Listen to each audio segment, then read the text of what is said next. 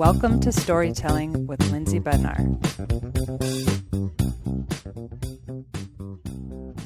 How are you? I'm great. How are you? Good. Thanks so much for having a conversation with me today. I was so excited to connect with you. You're welcome. My sister Chris speaks so highly of you. Oh, I love her.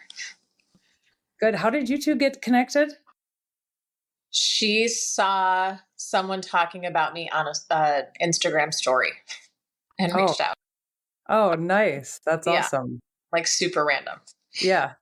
Yeah. Well, Instagram has been great for connecting people in that way. A lot of people have their own opinions of social media, but I'm like, oh man, it's been such a great way to expand your network in the types of ideas and like, especially in this healing space with all the different modalities and the people I've connected with through that. Oh, good. Yeah. Good. So I would like to start by you. In the work that you do, you help people with their levels of stress and really help to grow, move beyond that. And I want to know, how is that the way that it came to you to show up and serve humans in this way of helping people, manage their stress? So that wasn't what I thought I was going to be doing. I fully thought I would be helping people quit smoke cigarettes or like changing vices. And the feedback I kept consistently getting was, I'm not stressed at work anymore. Or like, oh my gosh, my mom didn't drive me crazy. And I could be in a room with her for 3 days and I was fine and I didn't freak out. And I was like, okay, what do I do with that? Like, that's great, but how do I create a business around that? And I had been teaching yoga and meditation, which meditation, of course, is all about lowering stress. And with yoga, I think I'd been teaching for like almost 15 years at that point, maybe less than that, but a long time. And I was burning out. Like I was annoyed at the class before I walked in. I was so sick of hearing myself say down dog. I felt like I was giving everybody the same cues for like 4 years in a row, the same people, externally rotate, get your knee in this plate, right? And I was like, I'm not doing anything here. Like people are excited to come to class, but nothing's changing. And with meditation, it felt like people would feel really good for like 30 minutes or a couple hours after meditation. And then everything went back to normal. And then once I was doing the energy work and people were like, oh, I don't freak out on Sundays about going back and being a partner at a law firm. Or I'm an interior designer and like, I'm not freaking out about my corporate clients who are total jerks. I was like, okay, well, that's more impact. That was the goal. Right. So maybe I should stop trying to find what I'm going to do and pay attention to what it's actually doing. And that was how I kind of just started figuring out how to help. Right. So it really became more about working with busy professionals who couldn't quit their jobs because they had mortgages and responsibilities and things that they were doing that like that wasn't the option. So a lot of my clients would come to me and say, I hate my job. Like I hate Sundays because I'm so dreading the week ahead and I'm not going to quit. So if your suggestion as a healer or whatever you're calling yourself is to quit, I got to go. And I was like, well, no, I've been there. I understand that. Because when I wanted to start teaching yoga, I remember it was like a $4,000 course or something. And my teacher was like, you should do this. And it was always during the week, like during the work week, the classes. And I was like, who can do this? Like I work a 9 to 5 for like nothing a year. I barely, I'm basically there to get my health insurance covered. And what realm were you in when you had a 9 to 5? I did everything from, I started as a mortgage loan officer. I was a theater major at USC. I didn't want to stay in LA. And I became a mortgage loan officer. That was fine. I like did well, but I was like, what am I doing here? My boss eventually said to me, you're so miserable. You have to go. Like you will make money doing this, but you're miserable and I can't stand it. And he was right. And then I was a project manager for a custom home builder. So I was working from like 7 a.m. to 7 or 8 p.m., barely paying my bills and getting yelled at all day. Mm-hmm. And then I took a job as an executive assistant for these unbelievably nice guys who hired me and said, "You're going to be really bored. Like, this is probably not for you, but if you want to do this for a couple of years, we would love to have you." And Yeah. it was during that my yoga teacher was like, "You should teach." And I was like, first of all, I don't want to put this on my credit card. Second of all, how am I going to do this on like a Wednesday at 1:00? Right. And I'm not going to quit my job to do this. So how is that going to work? And by the way, I can't do a handstand in the center of the room. So like, I'm not qualified to be a yoga teacher. Because I thought for sure you have to be able to do all the tricks and arm balances and all that stuff. And I couldn't do them. Yeah. So then I ended up, well, I understood it, right? Like now when my clients come to me and they're like, "I have a massive mortgage to pay and golden handcuffs at this law firm, like your sister had," right? Like that whole thing of I have a great job and I'm completely pigeonholed into this one skill that I have that pays me well. And I'm not going to get paid like that anywhere else, which is a limiting belief. Like that's another Right. story. Right. And then the guy that I was dating, we got engaged, and the firm that he was working for sent him to Tokyo because he was the Asia guy. And in going to Tokyo, I was able to do the yoga training. And in that, I started learning meditation and learning how to teach meditation. And when I was doing meditation, I was like, guys, something is happening here. I can feel energy moving. Is this real? Am I tripping? Like, what's happening here? Because something's going on. And you had meditated prior to this, but this was like an immersive experience where you're... I hadn't meditated because all that time doing yoga in the States, I mean, I was doing power yoga. So like, there's no time for meditation. Right. Right. We did like maybe a Shavasana at the end of class, but no one had ever taught me anything about meditation. And I remember reading Eat, Pray, Love. I'm dating myself a little bit. This was a hot minute ago. Eat, Pray, Love. And I went to Tokyo, was taking yoga classes. And I remember asking the teacher, can you teach us some meditation? Because I don't know where to start. And there was no Calm. There was no Headspace. There was like, none of that was really around. So I had no idea how to meditate. But I had also always loved psychics and tarot and astrology. And like as a little girl, I was so into all of that. Yeah. And had always sort of wished I had one of those superpowers. So when it started moving, my now ex-husband was very, I would say at the time he was an atheist, and now he would maybe call himself agnostic, but he was very much into the Christopher Hitchens and God is not great and all that stuff at the time. And I was like, just to make the discrepancy, because I just had a conversation with somebody recently. So atheist is you don't believe God exists. There's no higher power. And then agnostic is you're kind of like indifferent. Is that accurate? I think so. Yeah. Okay. Yeah. At the time, he was very much like, there is no God. Yeah. Okay. Like, let's not pretend. And then he sort of softened into like, well, maybe I don't know everything, but I don't think there's a puppeteer in the sky drafting all of this. Okay. So this is all happening while my like gifts, if we want to call them that, are really coming online. Wow. So I'm like, okay, but by the way, I just thought of somebody who I haven't seen in 3 months. And then she turned the corner and was like walking into my class. So what the fuck, like what's happening? Right. So it was like this divide of he's going in one direction, I'm going in another. And he was never disrespectful about it. He was never rude about it. It was just like we were in very different worlds. Yeah. And that was kind of how my journey into this work really started. Because once I could feel energy, I couldn't unfeel it. And do you have kids? I do. I have a 9-year-old son, 11-year-old daughter. Okay. So I ask that because most parents that I speak to, I don't have kids, but most parents that I speak to, and I know this is true for your sister as well, who doesn't have kids, there's an element of being able to read energy that I think we all have. So when people say to me, what are you doing in your work? Yes, I'm reading energy. Yes, I'm getting into the subtleties.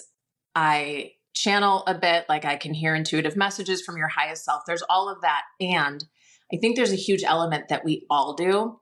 So if your 11-year-old is having a bad moment or a bad day and her back is to you and you walk in the room, you can feel that something is off before you see her face. Mm-hmm.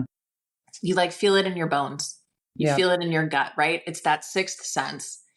And what I'm doing in my work is just putting words to that for things that we have always felt, usually stuff that was programmed in us when we were little kids, some version of not feeling something enough, like not feeling good enough, not feeling smart enough, not feeling pretty enough, not trying hard enough. And by putting words to it, it then allows the conscious brain to stop believing what the subconscious brain is telling us. Mm. So I say that because I think it's really important that everybody know you are reading energy. We are all empaths. This whole thing that's going on now in like social media world and everything of like, I'm an empath. We're all empaths. Mm-hmm. It's just about how much are you paying attention to it?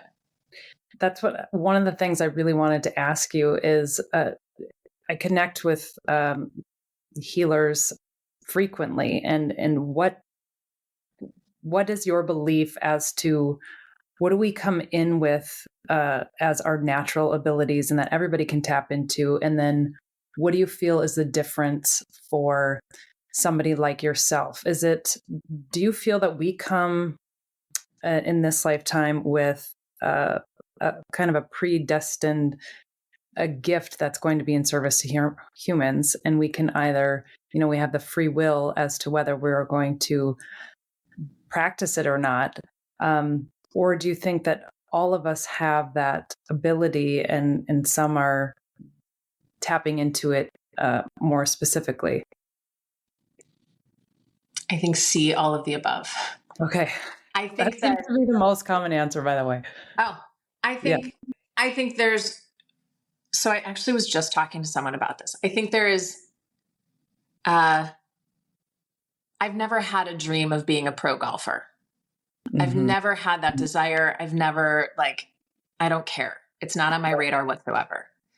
Creating massive impact for humans trying to up level is always on my brain. Mm-hmm. Like it's juicy to me. It makes my mouth water. It makes my belly, like I get the butterflies. Yeah. I think that part of what our soul is here to do, our soul can only communicate with us through our physical body and our emotional body. And so our soul is letting us know, I believe, that we're on the right path by giving us those positive signals. Mm. The negative signals are letting us know we're off our path, our track, right? We don't need all of us to want to be pro golfers. Right. We don't need all of us to want to be changing the way we respond to stress. I firmly believe the people that are listening to this that have that, either they're triggered by it, like in a negative way of like, that's not me, Mm-hmm. I'm not doing that, or are really like, I want to work with this person. I want to know her. I want to see what she's about. Both of those on either end of the spectrum are your soul's way of saying, flashing lights, pay attention. This is for you. Yeah.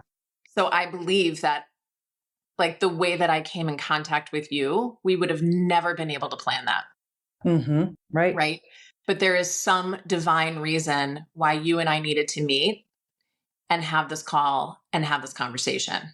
Whether it's someone that hears you or something in this conversation that sends a light bulb off in my head. And we don't need to know about it right now. But I do think that there is some interwoven connection between divine will and destiny. Mm-hmm. Like something happened the other day and I was like, oh, I couldn't have planned that out. Thank you. Isn't it wild when that happens? And it's like, I hear it so often from, books or films like The Secret, and people who have accomplished a lot of success, and not just like monetary or fame or anything like that, but they just live a happy, grounded life. And they talk about how things typically come together far more intricately and surprisingly than we could ever imagine. And so when we in our head try to think of how we want something to come to fruition, it's kind of having to sit back and not worrying about the how, Yeah. because the way it unravels is always such a better story anyways. I did a money block workshop yesterday because so many of us equate our value with how much we're earning. Mm-hmm. And part of it was all these entrepreneurs on there were saying like, but I don't know how I'm going to do this, right? Like, let's say I want to be making 50 grand a month, 100 grand a month, $1 million a month, but I don't know how that's going to happen for me, especially people that are on salary, right? It's like, well, money's not going to fall out of the sky for me. So Mm-hmm. how's this going to work? And I like to give the image of, imagine there's a yellow brick road out in front of you. And they're just like in the video games we played as kids or people are still playing now. There are like little trinkets along the way that you have to collect, like little baby coins or a tool that you're going to need in the next level. And that's what we're doing here. So it's not about knowing the finish line and hitting the finish line. So Abraham Hicks, which is all like the secret, law of attraction, all that stuff.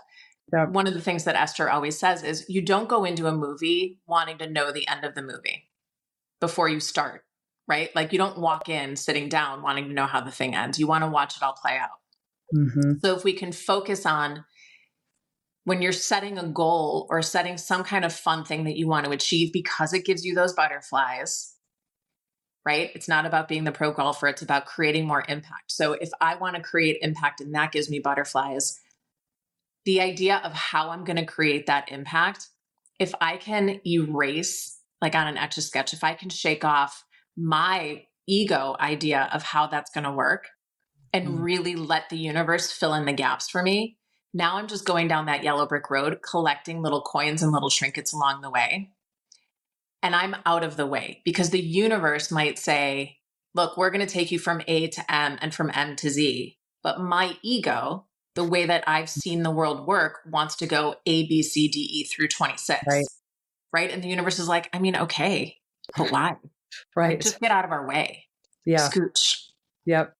Especially when we're in the middle of dismantling those old systems and the way that things have previously worked is not how we're intended to go. It's not in the flow. It's very, it's getting very outdated. And so learning how to step back and be in the flow, I think it's difficult for most of us because most people want to have a blueprint. They want to have a plan. They want to know what's coming next.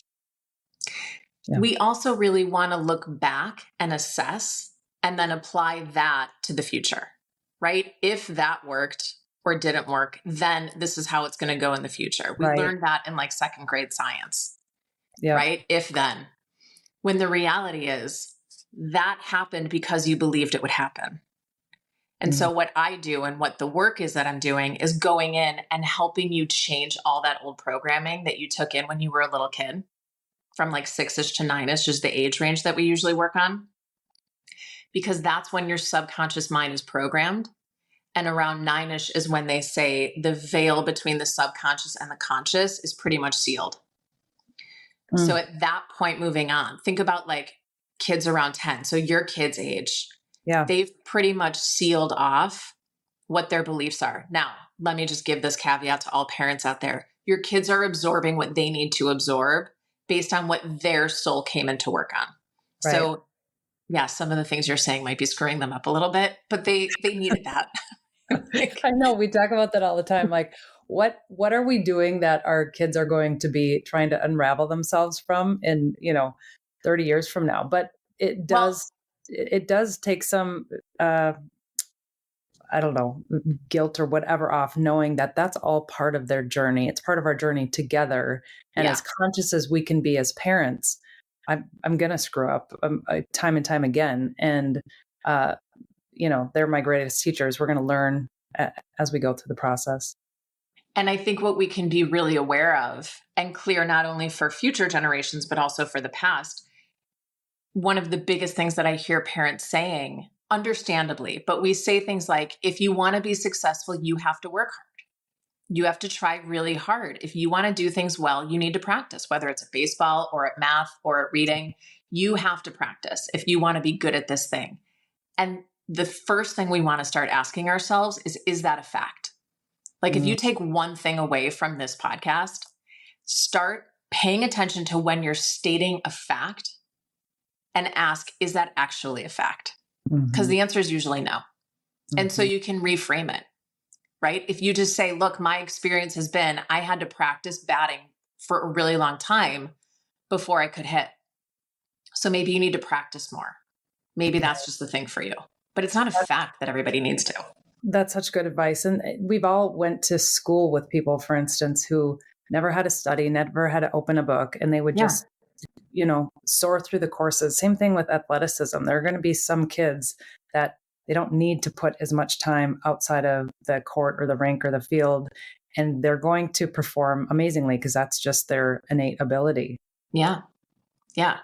And the same thing goes. So when we have some version of not enoughness, like this is where the busy professional who is super stressed, that's where this story comes in. Because there was some moment as a kid, and I would say 99.9% of us have some version of this. There's some moment as a kid where we either raise our hand or go to do something and realize we thought we had it together. And then we're humiliated because we don't.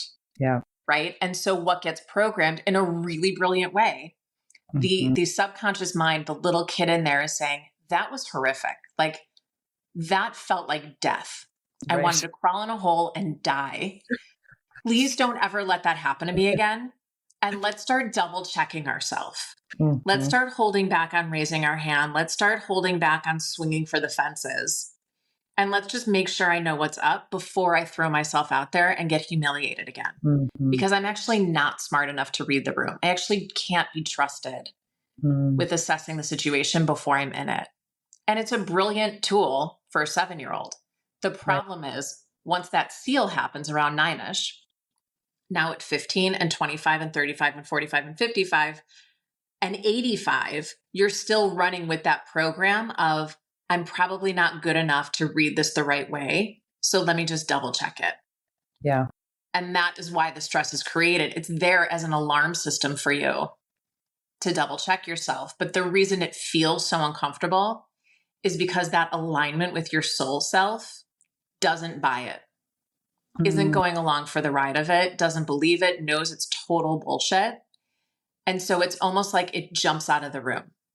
And the discomfort that you feel physically is the feeling of your source, your inner being, your guiding light, your soul jumping out. And you're out of alignment. You're out of alignment. Yeah. And that's a terrible feeling. And it's amazing how something that on the surface could be that is that simple can put us into such a tailspin. And it happens into adulthood all the time.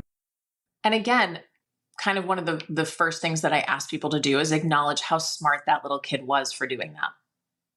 Right? Because they don't know better. Right. Children don't know how to discern fact from fiction from the adults around us. So when an adult, a coach, a teacher, a parent, a friend's parent says, well, if you want to be successful, you better plan on working really hard. I'm like, okay, we assume that that's a fact. Right? So it's a way to find compassion for yourself for having gotten here. And now what are you going to do about it? Yeah. And so going back to, I think one of the things that you touched on that so many people have, I've talked to about this in the past is I was one of those people who walked away from a career. I took a leap. And yes, I had a joint income. So it was an easier transition for me to do. I was able to lean on my husband through that time. And I understand not everybody is in the same position. So when you are coaching people through that, like, listen, I have this 9 to 5 that I can't get out of. I don't want to necessarily be in that. What does that look like when you're working with them? So an actual session, the way that I work is I start with what I call an energy alignment, where we spend an hour on Zoom together. I ask you to get on your couch or in your bed. So you're super comfy. And even if you're in Chicago with me, I don't do these in person because I feel people open up much differently and receive differently when you're in your own space and I'm in my space. It's just like, it's a better reading for everybody. And I go through and just read everything that I can get. So it's basically a conversation with your highest self, telling my highest self what's off. And things are usually off physically, and then there's an emotional component to it. And we're clearing everything that we can to get you back into that like zone of alignment and getting as many tangibles, because there's nothing more annoying to me than when some healer says, just let that go. Let all of that go. Like I would have, if I could have. I can. Thank you. So we're getting as many tangibles where I'm asking, like, what can she actually do about that? Because I need some more info here. Yeah. And then if it feels like a fit, the next step is we go into what we call energy edits. And that's where we're still on Zoom and I'm muscle testing to figure out what are those specific programs that your little girl self took in when you were 6 to 9 and helping you do the work for you. So it's like I'm assisting you in pulling this stuff out of you. And because now you're doing the work, it's much more impactful. Because when I'm doing the work, it can only go so deep. It can only go as far as like a few days, a few weeks of awareness. But when you're doing it, it's like I'm in there helping you garden, but you're pulling the weeds out. I'm just showing you where the weeds are and then helping you dig them out. And that's where we're really getting into the old programs and changing it. So I feel like that's like a software upgrade.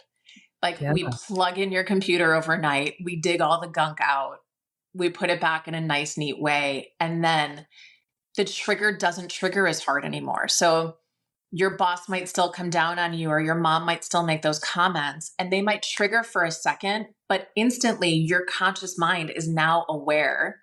And so it sees your subconscious mind say, see, I told you we weren't good enough. And they're showing you, they're proving it. And your conscious mind can quickly be the adult in the room with your little girl self saying, no, sweetie, remember we cleared that. And so over the course of a few sessions, it just gets lighter and lighter and lighter, where now you're saying, okay, I can't change my mom. My mom's not choosing to do this work yet, but I can change the way I respond to her.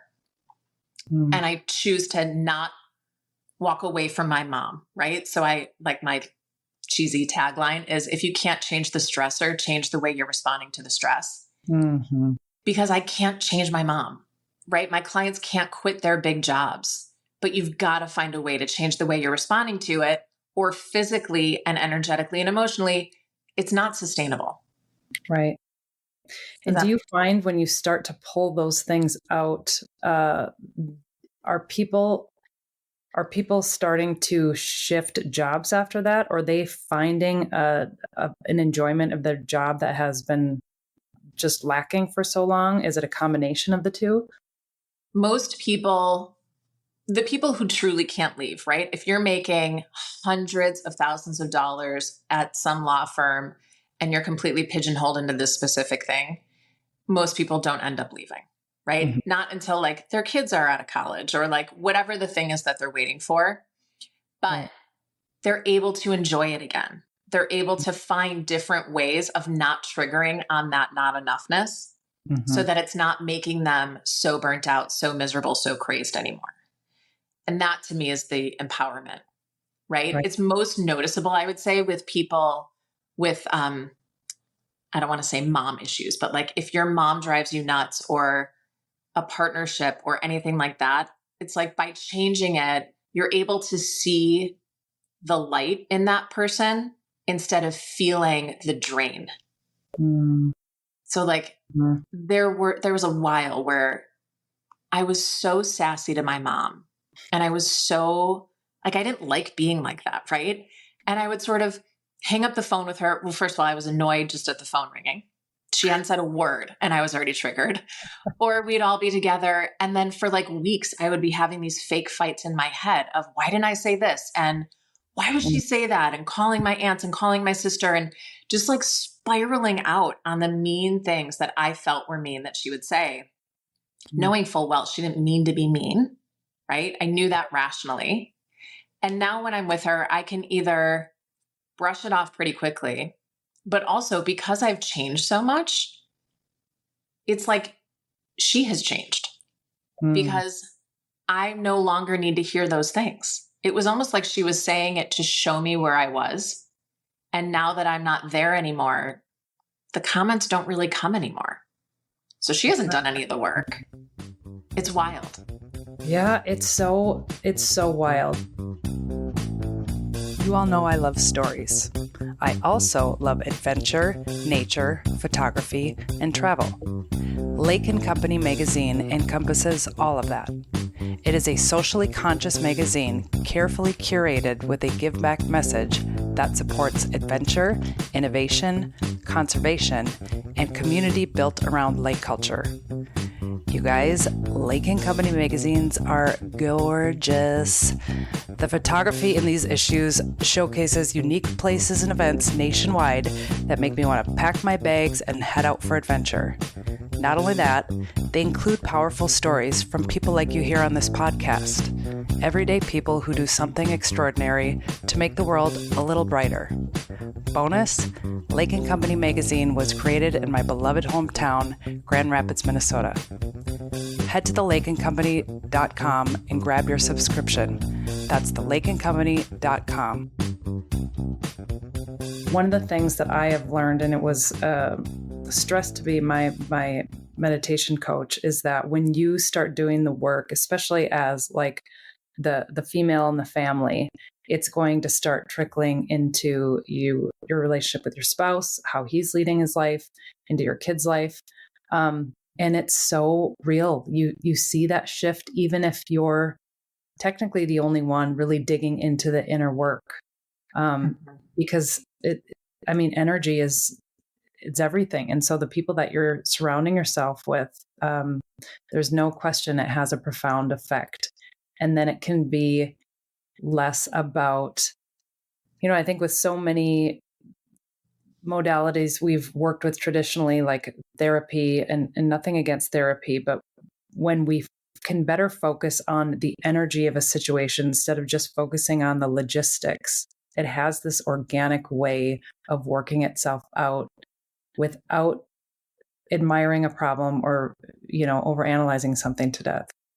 Yeah. To me, therapy was really amazing in helping me understand the players, the relationships, the, kind of giving labels to things just to help me understand and categorize what was going on. Mm-hmm. But it didn't necessarily change anything for me. So it sort of felt like, okay, here I am creating another narcissistic relationship where I'm the codependent, he's the narcissist, and this still doesn't feel good. And now I recognize that, okay, great, but I'm still not creating anything healthy. And to me, doing this work really helps start shifting what I'm attracting, because my vibration is now different, right? Mm-hmm. So in the spirit of like attracts like, if I'm now getting stronger in my sense of self and in my connection to source and in sort of the divine relationship that I'm having between my ego and my inner being, and making that my primary relationship, I'm now attracting in other friends, other people, business colleagues, clients, people I date that are more in alignment like that as well. So It does feel like now there's actually a shift. And I think to your point about our families, when they're not doing the work, we're still able to recover faster. And that to me is the biggest goal, right? I'm responsible for me. I'm responsible for how I feel. So if I'm doing my work, I'm going to speak to my family differently. I'm going to show up with them differently. And instead of playing whack-a-mole, where I used to sort of say like I felt very evolved going through therapy and saying to my mom, that hurt my feelings. When you said this, it really hurt my feelings because of X, Y, and Z. Okay, well, now she wouldn't say that one thing, but a client would say something similar, right? Or like some random yoga student would say something. Right. That was similar. It was like I was playing whack-a-mole everywhere because I was the one attracting that comment. And I had to take ownership for that. Like, oh shit, where do I actually believe that? Right. Because I need to look at that. It wouldn't trigger me. Like if someone said to you, you have this gorgeous blonde hair. If someone said to you, you're 8 feet tall, you're so tall, and your dark hair is hideous. Like that would just roll off your back. You'd be like, you're nuts. I don't know what to say to you. Right? And it's only when they say something that you believe to be true that it's that like heart crushing Right. stomach ache. I want to throw up. I've been exposed because Yes. you believe it. So by changing it, the thing that they're saying doesn't trigger as hard, which again Yeah. is like the most empowering thing we could have. Right. So by changing our own beliefs and deconstructing those programs and where that was first imprinted, we then don't get triggered by every last thing because it no longer resonates with who we think we are. Exactly. It's no longer a vibrational match. Yeah. Yeah. What do people typically, when they come to you, is it, what are a lot of the common themes as far as things they're working through, both in relationships and career? It's usually some version of I'm overwhelmed. I can't breathe. Mm, When I'm at work, I feel like I'm failing my family. And when I'm with my family, I feel like I'm failing my company. mhm, Um, there's never enough time in the day. This isn't sustainable. Or it's something like, I can't be in the same room as my mom anymore. I don't want to not talk to her, but either my mom is driving me so insane or a mother-in-law or some kind of relationship in that way. And then there's the really horrific body image stuff, right? Like mm, I want to look a certain way where it's really the anger and the hurt is turned in on ourselves, right? mhm. Where it's not about your job is doing this thing to you, your family needs so much from you. It becomes more about, I just don't have the willpower to do what I know I need to do, which is a limiting belief. Right. Um, so it's money stuff, it's body image stuff, it's relationship stuff, but mostly underneath it all, it's like, I have built this life that should be really great. Like, I have these great two kids. I have what would be considered a great job. I have a decent marriage. I'm in a Mhm, nice house, in a nice community, and I don't feel any of it. mm, Like, I've checked all these boxes and I am cooked. None mhm, of this feels good. None of this is enjoyable.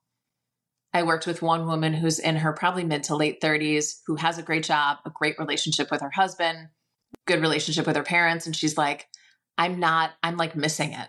I'm missing all of this with my kids. When I'm with them, I'm so annoyed. mm. I'm lashing out at them in ways that I don't want to yell at them. I know I'm missing it. Like if they won't go to bed, I go from 0 to 100 and I'm screaming and I'm like, who am I? What am I doing? Yeah. And by clearing a lot of the stuff out for her, she was like, now I'm with them and I'm actually present with them. And I'm soaking up the moments of them while they want to be with me, Wow.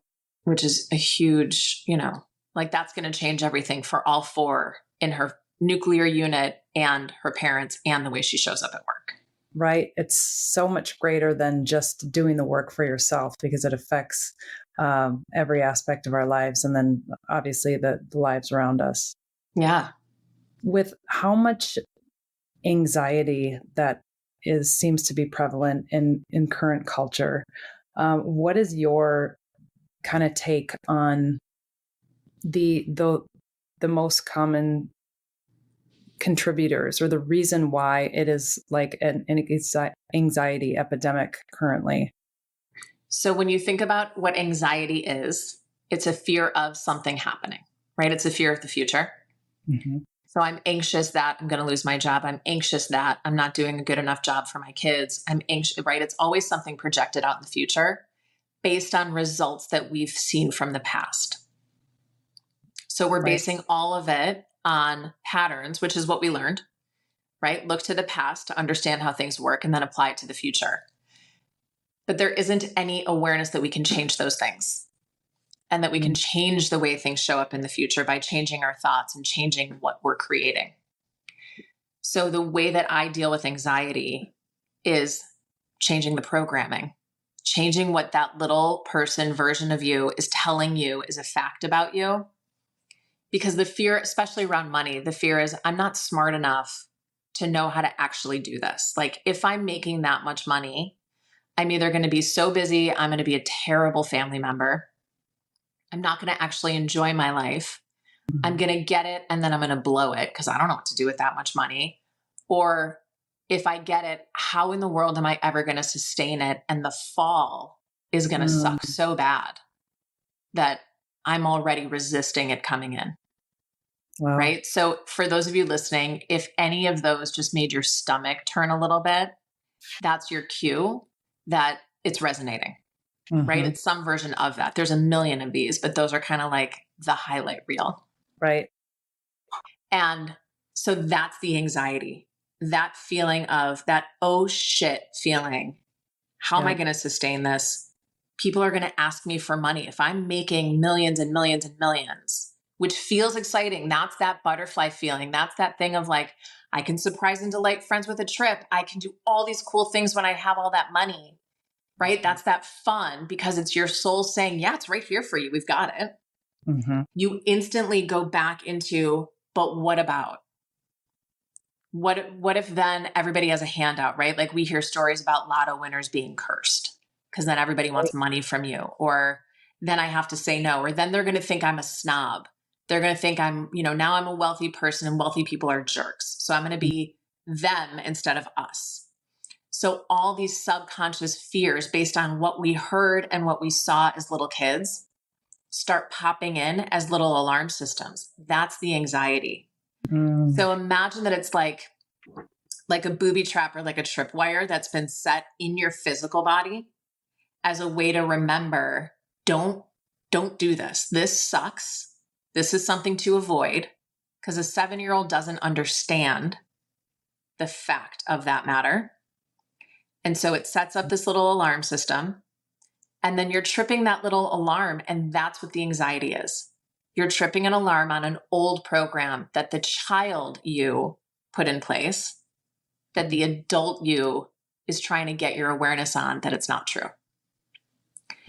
Wow. So if you started shifting into like, what if you kept an anxiety journal where when you felt that, whatever that physical response is for you about anxiety, what if you wrote down, what was I just thinking? Is it a fact? And ask yourself, where does it come from? And I give people that task. And I got to say, I think it's really hard to do on our own. Like I wouldn't be great at doing that on my own, which is why I offer this work, but without having to sound cheesy of like, go book your session. Right. It's hard to see from the inside because you've never known adult thinking analytical life without that programming there.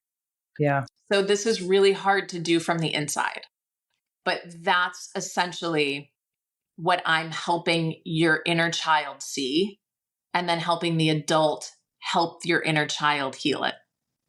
Well, and even if we can identify it, the undoing is far more intricate and complicated than we can realize to try to do on our own. Because there were inner child hangups I knew that I had, but it wasn't until I worked with a coach to really unwind it, and then to see all the various places in my life that it was really affecting.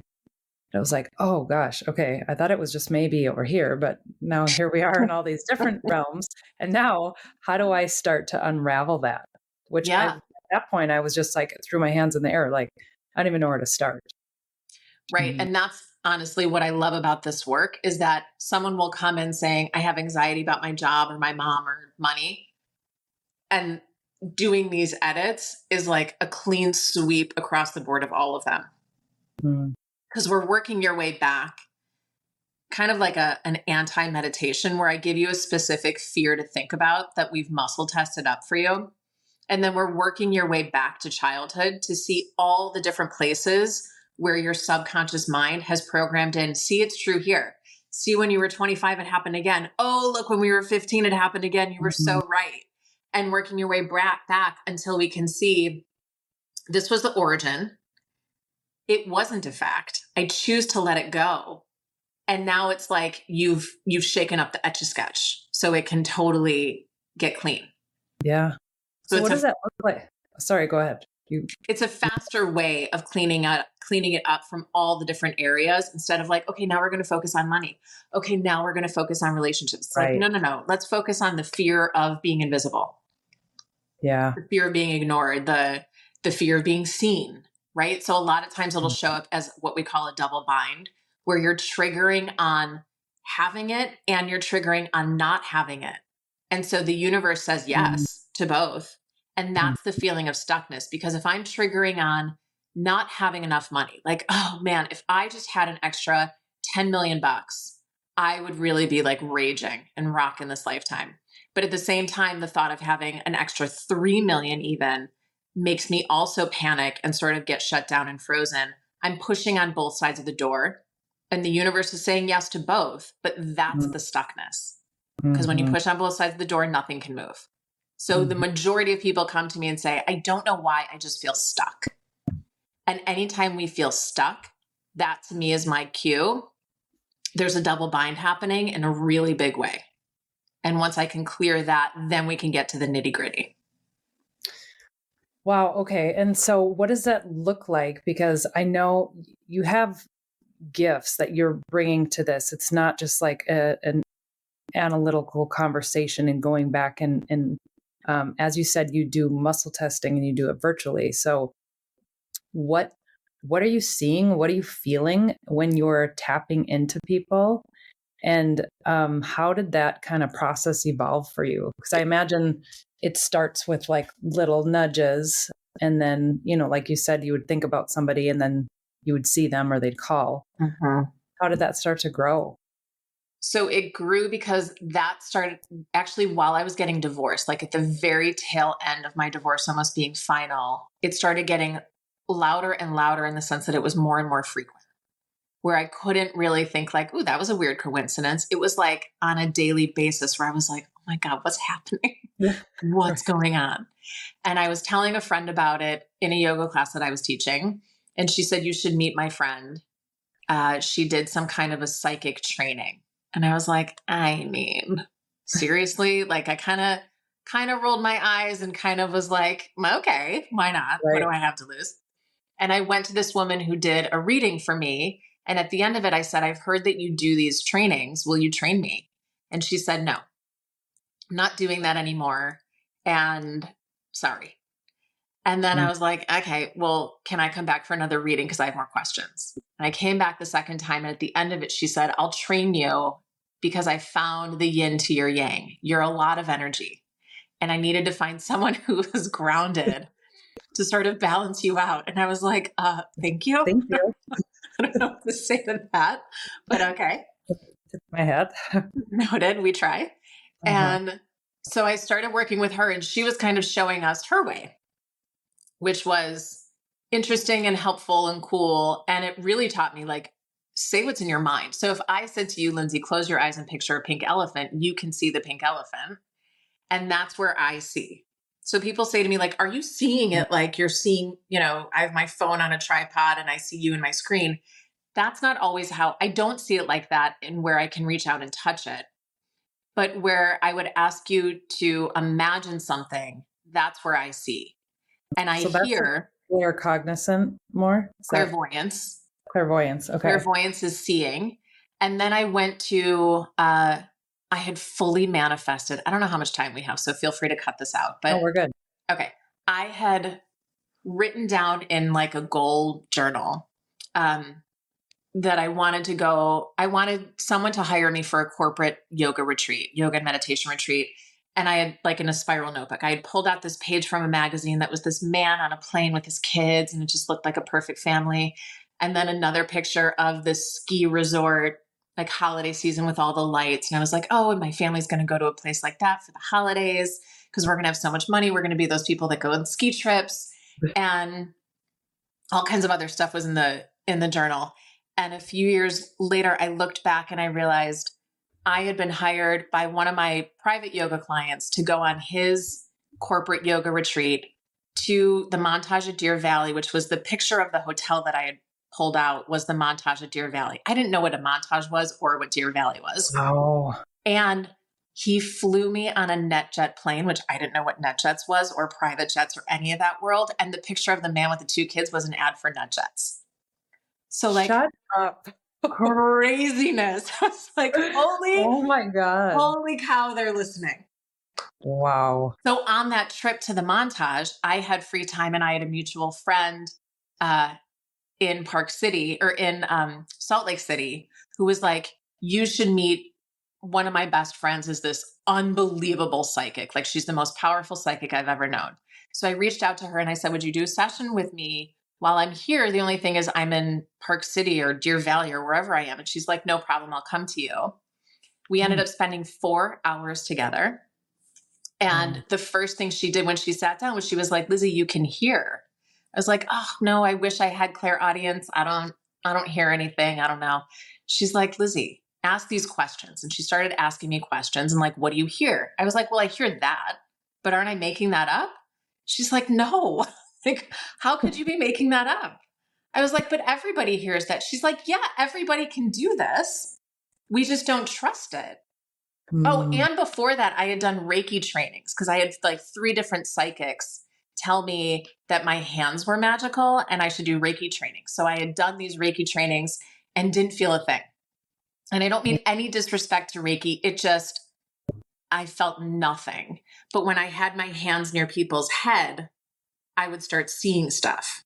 And I would kind of start saying it out loud because I had nothing to lose because they were free. I was just practicing. And a couple people were like, how do you know that? Like, you're describing my grandfather or you're describing my mom. And I was like, well, you need to call her because something's up. Wow. So stuff had kind of been happening. And Steph in Deer Valley was like, Lizzie, like you wholeheartedly have this. And this is the next phase of your evolution. And I started working with her like at least monthly, where she was really helping me clear a lot of my own fears and my own beliefs on what are people going to think? And am I a sham? And am I a con woman if I'm doing this? And like, so I would ask people, like I would say to someone like you, like, give me the name, just the first name and a phone number of someone who's open to this work. And I'll text her and set up a session. And then I'm just going to talk for an hour and let's see if anything is true. And that was how I was testing myself. Cause I was like, I need to know that I can't look them up. I can't see them on Facebook or Instagram. This was kind of before Instagram, but like, I can't look them up in any way because I was so insecure that I was going to be making this stuff up. And so that was really how it started evolving. And then I started doing every different training and like course that I could find really, and just pulling out pieces and parts of other modalities. And anytime someone said to me, like, oh, you're an energy worker, I was like, maybe, but like, what does that even mean? Right? Or you're healing quantum, you're a quantum healer. I was like, well, that sounds very fancy. I have no idea what that means. Let me put that in my bio real quick. Right. Okay. Someone else said you're an intuitive reader or something like that. And I was like, well, I am reading intuitively. So sure. Right. But none of the names ever felt like it landed or that they even really mattered. Because who cares unless, like, as long as I'm delivering, it didn't really matter. And then it just became word of mouth, where it was like, actually in COVID, I was teaching a yoga class on Zoom, and it was all people that I knew from when I was teaching in person. And I said, okay, you guys, I do this energy work that I would love to try over Zoom. So everybody lay down like you're in Shavasana, and I'm going to tell you what I'm seeing. So when I close my eyes, this is kind of the long-winded answer to your question. When I close my eyes to do an energy alignment, it's like I am a cleaning lady coming in and cleaning out your physical body. And when I get to a certain spot, I ask, like, if you can obviously cut this out, but like you, Lindsay, I feel like there's something in your left hip, just above your femur on the inside. We're gonna include this, so please go ahead. Okay, so just on the inside of your left femur, it feels like there's like a chunk of gravel with a little bit of a point that goes down, and I see it sort of in my third eye, like if I were looking out 45 degrees, I sort of see it out here. And then once I start talking, and once I sort of say like, okay, let's go, she wants the info, then my words are not my own. So it's almost like I scooch out of the way and I'll say, okay, what is that about for her? And as I pull it out and I'm shown how to clear it for you, it's like I become this little cartoon character. I'm inside your body and I'm pulling it out like I would pull out a shovel that was like stuck in the ground. And then I also bring my right hand on top of the point where it was inserting into your bone. And I heal that by sort of sending out this white light gel into it. And it's sort of, I imagine it as like a neosporin on crack, where it just like automatically heals it and fills it in. And when I ask, what is this all about? I hear it's about her fully stepping forward into her creative energy and trusting that she doesn't need to define herself. She can sort of open up. It's like they want you to take you from this narrow view. It's like you have these blinders on and they want you to open them up like 180 degrees all the way around till they're on the back of your head to say, it's not just this one thing that you're going to be doing. And if you would just be willing to let us send you ideas and let them flow to you without you having to have an answer, it's like you're so rigid on yourself with it's going to be A and then B and then C, like we were talking about earlier. And they're saying, oh my God, Lizzi, stop, like turn down the volume, get out of our way because you are so ready to launch and fly. But you're holding yourself back. It's like you've got this fat rubber band around your waist as you're trying to run. You're holding it back. You're the one that's holding it back there. And you're also the one with the scissors that can cut it off. Okay, take a breath. Ooh, okay. You can't see me, but for you guys listening, I'm sobbing because it's so spot on. I mean, wow, I didn't know you were going to do that, and I that's didn't amazing. either. To be honest, I didn't either, and I don't normally do that on podcasts, but it was just right there. So sorry. Yeah, it's everything. I mean, whew. Okay, so you collect yourself. I'm going to tell the listeners of what else is going on. Yeah. So the other piece that I see in here and what I really specifically ask is, what is the path of least resistance to get her to just catapult forward in the whatever way is going to be best for her and for those around her? So I sort of like say a little prayer before of like, for the best of all concerned, right? How is this going to serve you, your kids, your family, your clients, everybody?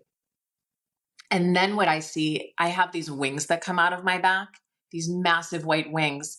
And then as we end a session, it's like I'm holding you in the wings, in my wings, and allowing you to absorb the stability, the security, the comfort of coming home. And it's almost like you can then feel and remember what it felt like to be safe, to know I don't have to figure anything out. There's nothing that I have to do. I can just surrender and know my inner beings got me, my guides have got me. There are all kinds of beings around that have got me. And I'm just this tiny little avatar on the yellow brick road. And all I need to pay attention to is, what can I do to feel better in this moment right now? And in the next moment right now. And that's all I need to worry about. And the more I can focus on that, the more everything else can fill in. But the second I get into, well, what if I don't say it right? And well, what if I don't do it right? And what if I should be projecting? And how is this going to look? And once I bring in sort of that little girl anxiety, what if, fear of the future, I slow all of it down, which just then turns into, why is it going so slow? And so I slow it down more. And then why is it going so slow? And it's maddening. Yeah. Yeah. Wow. You feel okay? Yes. Yes. No, it's just, there's nothing like that validation of just feeling seen of what's going on internally without having to articulate it. Like there's no other connection like that. So I'm just very grateful. Well, thank you for being open. And I will say, there is something that automatically shifts and starts healing, where you are now healing you just by having the words to put to that vibration that has been in you for however long it's been there. Right? So even if we just do an energy alignment and don't do any of the other work, stuff is already shifting because now you have the awareness. It's how Brené Brown says shame can't live once it's exposed. It's like once we expose that piece that feels like it's been holding you back, it all starts to open up. Mm. So thank you for being open. Well, yes. And I'm booking a call with you like yesterday because I can't wait to continue this and actually start to, dismantle those things and move in the way that, you know, I know that there's so I've been getting into human design and I'm a generator and the more I'm learning about it, the more I understand that I operate best when I'm just in the flow. It's not about having to know processes and what's happening next. And I think it's one of the reasons why I love podcasting so much is because the rest of the world just falls away. And Yeah. I just get to listen and learn from amazing humans when I do these conversations. And so it's such a reminder to me that those kinds of magical things that make me me or just doing what I love to do, which is like having people storytell and all the various facets. If I can just be in that flow, um, I don't have to worry about all the logistics so much. So Yeah. By the way, so on my phone, and I recommend this to anybody listening, you can set an alarm with no sound on our phones. So at 1234, like at 1234, I have an alarm that goes off on my phone that says expect miracles. And a lot of days I just press stop and I forget to really pay attention to that. But if we get into the mindset of the big and the small, like something cool is going to happen today, because something cool happens every day if you're right. paying attention to it. Like that is something that is so simple and so easy to do. Program it in your phone to just say expect miracles. Yeah, that's a great idea. And I'm such a follower of like, if I ever glance at the clock, it's a repeating number, which happens a lot. I'm like, oh, they're with me. They got my That's a back. good sign. Yeah. Yeah. Okay. So speaking of, I'm going to book a call with you. I would love to direct all the listeners as to where they can connect with you further. So my website is LizziCutler.com. It's LIZZICUTLER. Everyone spells my name IE. My mom, I guess, wanted to be funky. So it's LIZZI, no E, Cutler. And you can book right on there. And I'm also on Instagram, and I'm newly on TikTok and really forcing myself to post, like, they're all under 30 seconds, but like tips, tricks, things that I do, like expect miracles, just really easy, simple things, because I think that this doesn't have to be hard. Mm-hmm. It doesn't have to be complicated. The work is the work, and the work is really massively impactful. And throughout the day, there are a million things you can be doing. And kind of what just like how I sort of created this career, I've collected a million different things that sometimes they work for me. And then I have a folder that just says magic tricks. And it's all these things, like have it go off on your phone that says expect miracles. I did a challenge where 3 times a day, this thing went off on my phone and I would say out loud, I always have more money than I need. I can't help but attract money into my life. And I would say it 3 times out loud, 3 times a day. And I did this whole like money block course where I had stuff like that and a whole round of energy edits and all the other tips and tricks that have worked for me. And I did the full course to make sure that it worked. And a week later, I got a letter from Fidelity saying, there's an abandoned account here with $2,500. We need to know where to send the check. I was like, No way. okay, thank you. I'm like, how about you send the check where you just sent this letter? What do you mean? But okay, thanks for the notice. Oh my gosh, that's wild. Yeah, so like the stuff works. You just got to jump in. So yes, my website, Instagram, and TikTok are both Lizzi Cutler. Awesome. Well, I can't wait to connect with you further. Thank you so much. And I'm excited for everybody to hear this and to connect with you as well. Thanks for your time, Lindsay. I appreciate what you're doing. Yeah, you as well. Thanks so much. Thank you.